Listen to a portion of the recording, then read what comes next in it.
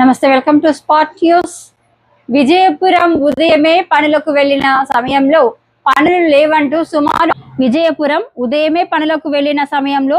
లేవంటూ సుమారు వందలాది మంది కూలీలను తిప్పి పంపడంతో వారు ఒక్కసారిగా ఆవేదనకు లోనయ్యారు. ఈ సంఘటన శనివారం విజయపురం మండలం పన్నూరు గ్రామంలో చోటు చేసుకుంది. ప్రతిరోజులాగే ఆలపాకం ఖండ్రిగా, ముత్తప్పరెడ్డి ఖండ్రిగా, కొల్ల ఖండ్రిగా, గొల్ల ఖండ్రిగా, హెచ్డబ్ల్యూ చ, సామిరెడ్డి ఖండ్రిగా, ఒడ్డిల్లు, పిఆర్ ఖండ్రిగా, తెల్లగుంట, బూచి వానత్తం, కలియంపాకం, మిట్ట ఖండ్రిగా వంటి నుంచి వందలాది కూలీలు ఉదయాన్నే ట్రాక్టర్లలోనూ ఆటోల్లోనూ ఉపాధి పనులకు వెళ్లారు. వారిని పన్నూరు చర్చి వద్దే ఆ గ్రామానికి చెందిన ఉపాధి కూలీలు అడ్డుకున్నారు. స్థానికంగా తమకి కూలీలు గిట్టుబాటు కావడం లేదని మీరు రావద్దంటూ వెనక్కు పంపేశారు.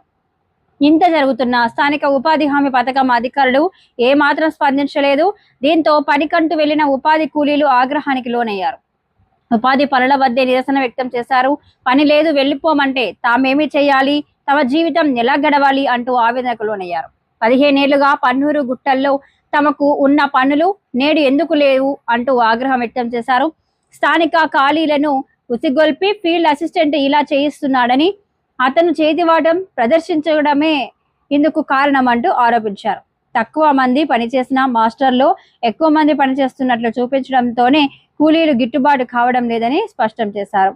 కూలీ గిట్టుబాటు కాకపోతే అధికారులు చర్చించి చర్యలు చేపట్టాలి గాని స్థానిక కూలీలను రెచ్చగొట్టి ఉపాధి కూలీల మధ్య చిచ్చు పెడుతున్నారంటూ ఆగ్రహం వ్యక్తం చేశారు. మాస్టర్ హాజరైన కూలీల పేర్లు చదివి ఆ వారంలో చేసిన పనికి ఎందుకు కూలీ తగ్గిందో గ్రామసభ పెట్టి వివరించాలని కూలీలు డిమాండ్ చేశారు.